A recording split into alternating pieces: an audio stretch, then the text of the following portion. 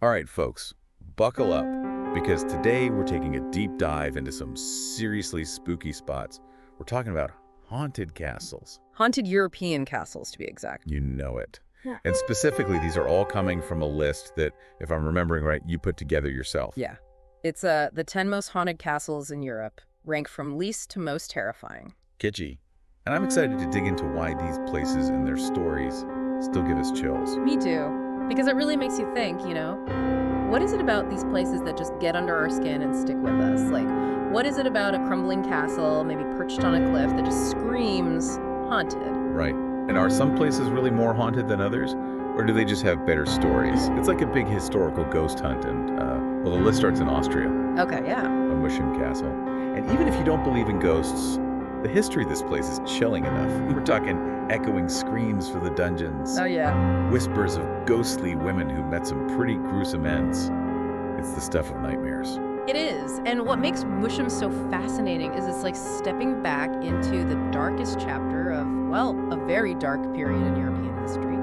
The witch hunts. Right. And those screams, whether you believe they're real or not, they speak to a very real, very human fear that gripped these communities back then. It's like the castle itself absorbed all that fear and suspicion. Yeah, Right. totally, yeah. Okay, well, get ready for a real doozy, because we're going from a castle steeped in witch trial history to one that's rumored to sit right on top of a gateway to hell. Oh, man. Huska Castle in the Czech Republic. I mean, talk about a place with a reputation. Right. It's like Huska Castle embodies this very primal need we have to explain the unexplainable. It's inherently a little off. Totally. So our brains, well, they kind of rush to fill in the blanks, and they do that often with stories of the supernatural, the demonic. Makes sense, yeah. Speaking of dramatic backdrops, our next stop takes us to Slovenia, to Pajama Castle. Oh, this one's cool. This castle is built right into the side of a cave. Like, how do you even build something like that? Right. It's incredible. You almost have to see it to believe it. Yeah.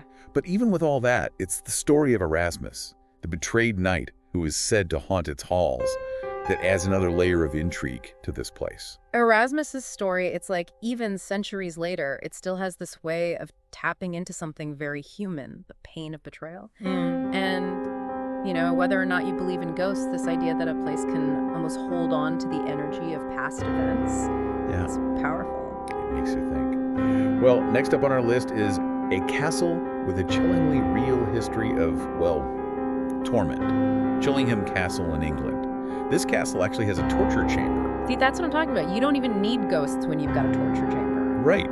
But of course they've got ghosts too. You've got the Blue Boy, the Gray Man, Lady Mary Berkeley. It's like they've got a ghost for every occasion. They really do. It makes you wonder, like, why do some places seem to attract more ghost stories than others? Is it the history? Is it something about the architecture? Is it more intangible, like a feeling a place gives you? Or is it, just that some places have had more time to build up a good collection of ghost stories? It's probably all of that, right? Right, yeah. Like our next stop, Brissac Castle in France. Okay. It's a gorgeous castle. I mean, architecturally it's stunning, but it's also said to be haunted by the heartbroken Green Lady. And she's, eternally mourning her lost love. The Green Lady's Tale, it's classic. It speaks to the enduring power of love and loss. And I think it also kind of makes us wonder, could some emotions be so strong that they actually linger beyond the physical realm? Man, who knows? But it's an intriguing thought. But let's move on to a place that's overflowing with history and, well, ghost stories. Edinburgh Castle in Scotland. You've got battles, executions, you name it, it happened there. Yeah. It's no wonder it's got ghost stories. In fact, I think it's got some of the most famous ones. You've got pipers, headless drummers. What's the deal with headless people and drums? Right. You always hear about them, the drummers. Always. Why not? Like a headless flutist or something. Or headless bagpiper. Oh, wait. Edinburgh's got that one too, doesn't it? Yeah, see, it's like Edinburgh's got it all. They really do. It makes you think that, the more well-known a place, maybe the more stories, the more ghost stories get attached to it. Speaking of infamous figures, let's journey over to Panari Castle in Romania. Yeah, this one's a good one. This was the real stopping grounds of Vlad the Impaler. The inspiration for Dracula. Exactly. And the stories about Vlad the Impaler, I mean, this guy makes the ghosts seem tame. He was brutal. Next level. But it's really fascinating the way that his, real-life brutality kind of morphed into this legend of Dracula. Panari Castle, it represents this really interesting intersection of history and fiction. And that line between the two Gets blurred. yeah, super blurry. And it's part of what makes these stories so interesting, so compelling. It's true. Okay, but when it comes to castles with a dark side, Leap Castle in Ireland, this one really takes the cake. We're talking a room called the Bloody Chapel. I mean, Not subtle. not subtle at all.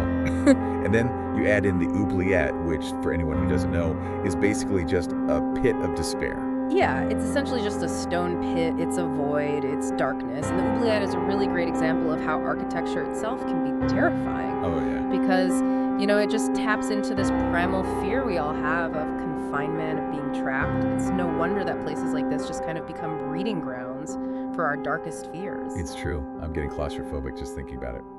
Okay, let's take a deep breath and head over to Dragsholm Castle in Denmark. Okay. This castle was once a medieval prison, so, not a happy place. Countless souls met their end there. Right. But here's where it gets interesting. Among its many spectral residents are the Earl of Bothwell Okay. and two ladies, one gray and one white. Nice. So the gray lady and the white lady, they represent this common theme you see in a lot of ghost stories. This idea of duality. We see it with light and dark, good and evil. And it's interesting, this need we have to apply it even in death, It's like maybe we're hardwired to look for balance even in a realm that doesn't play by those rules. Right. Okay, but we've got to end with, in my opinion, the most iconic, the castle synonymous with Dracula. Bran Castle in Romania. Dracula's castle. Exactly. And at this point, whether or not Vlad the Impaler ever even set foot in the place is kind of beside the point. Totally. It's a Gothic masterpiece. Yeah. You've got monks, executed nobles, unexplained phenomena left and right. That's the power of a good story, right? I mean, you take an already imposing castle and then Bram Stoker comes along, writes his novel, and bam, it becomes Dracula's castle. Instantly iconic. And it just shows you how these stories, even fictional ones, can totally reshape our understanding of and fascination with these places. Well, folks, there you have it.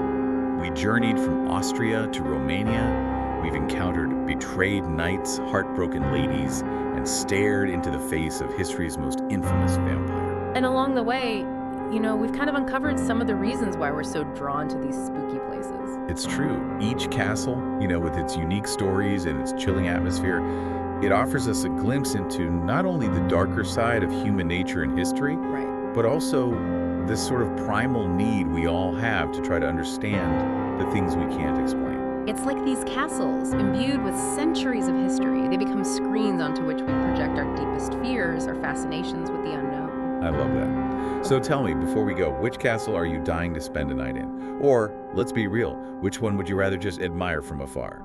Think about it, and we'll be back next time with another deep dive.